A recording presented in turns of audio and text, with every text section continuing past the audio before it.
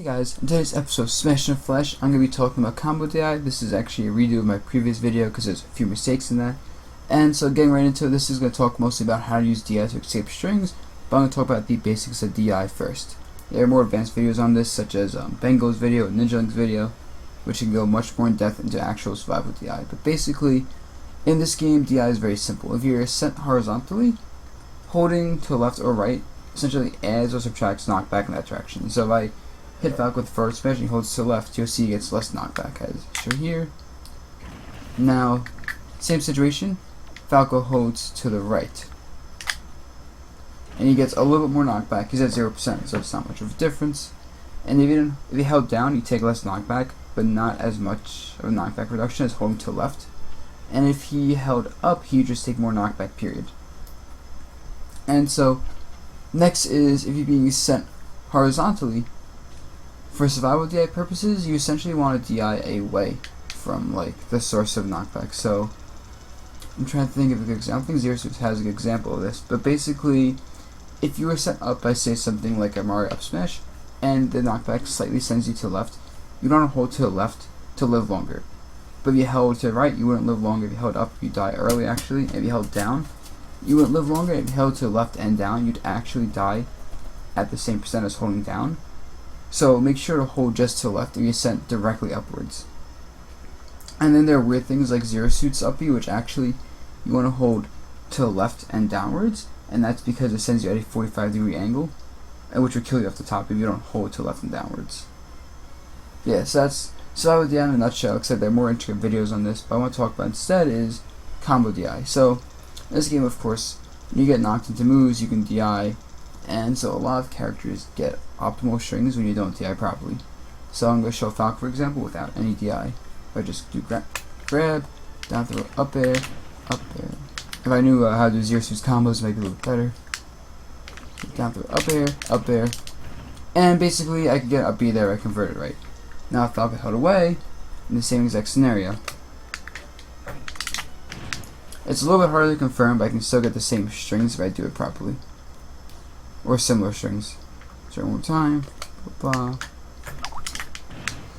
And basically, just by holding left, I make my opponent have to guess my DI or react to it. And similarly, if the Falco were to hold right,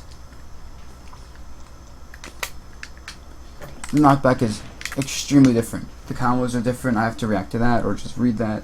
And basically it creates this 50-50 scenario where I have to guess or either or react to my opponent's DI and punish that very fast. And this applies to pretty much anything. And for the most part in this game, when you're being hit by a move, ideally you just want to hold away from the opponent. There are very few situations where you want to hold in. Zero Suit is actually one of them with a down throw, like low mid percents, where holding in might be better at certain times. But basically most characters get their combos when you hold towards them, and so the normal thing is just holding away. However, as a result, there are some mix-ups with DI in this game if you read someone like DI like that. So for example, if I think Falco's going to DI away, instead of doing down throw, I would do back throw. And the reason for that is because I could follow up easier with the side B there, although hard to show us off with just myself. But yeah, so because Falco held away from Zero Suit's down throw, he essentially set himself up for a down B, which would have actually killed him if I hit him there, if I was a little bit faster than that. And similarly, if the Falco knew I was going to do that or just reacted, he could just hold, wrong throw. He could just hold behind Zero Suit and essentially DI away from the back throw. And that's a much harder thing to follow up, even at this percentage. And so that's like the basics of combo DI. For example, something like Mario, of course, you do down throw, up air. If you DI into him, he gets more up airs continuously. Rosalie gets more up airs if you DI into her, etc., etc., etc. And this applies not just to grab combos, of course, but just any string in general. And the rule of thumb is just normally DI away. You can also escape combos early by air dodging, and even though it shows a combo in the meter, you can actually air dodge out of hit zone, which is weird, and basically that's why you can get combos that aren't real, but at the same time sets it for frame traps. And if you jump comes out a little bit slower than air dodge in terms of when you can use it out of hit stun, but that's a little bit better of an escaping option despite putting yourself in a worse position because you have so much free movement after the jump. And you can also attack at the same time you can jump, which similarly In fact, it might be a little bit better at points because you can trade with hits, you can land, you don't have to use a double jump yet, which is like a good option to land with. And basically, those are your options besides DI to escape combos, because obviously sometimes you're not just going to want to use your DI as the only option to escape. You're going to want to use things like your movement, your attacks, your other options in general. But yeah, so that's DI in a nutshell in this game. It's very simple.